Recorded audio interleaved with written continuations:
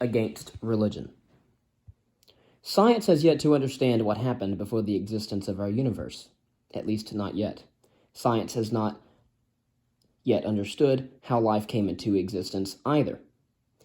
But this reality does not mean that we become lethargic and postulate that an invisible sky god is the explanation. If people, religious people, actually took the time in order to read and comprehend their sacred texts concerning supernatural entities, they would not, by reason, be religious in any sense of the imagination. Many people will argue, however, that their religious texts are pertinent, and maybe from a literature perspective, but none of their claims correspond to actual reality or the way that things are. Indeed, maybe we were strung along all the time by imagination.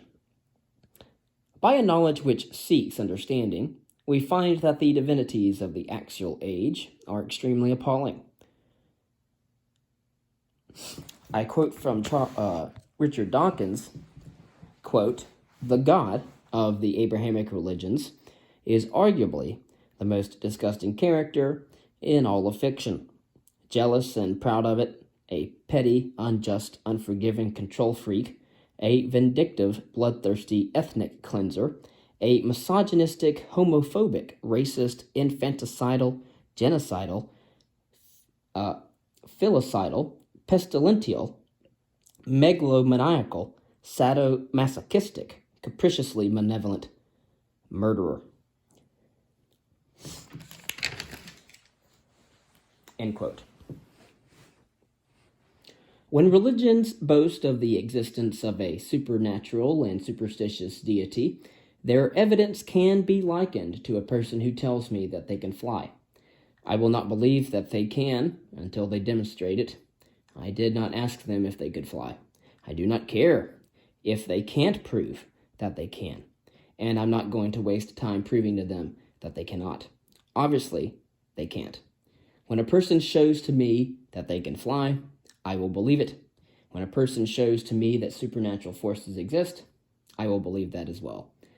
I do not have to prove that Zeus and Apollo, the gods of the Greek faith, don't exist. The person who claims that these gods exist must do so. And until a person can provide evidence for their claim, it is false until proven otherwise. Therefore, it is not true. I can relate to ignorant fools because I used to be one. In life, nothing surprised me as much as the realization of my own ignorance of things that I did not know I was ignorant of.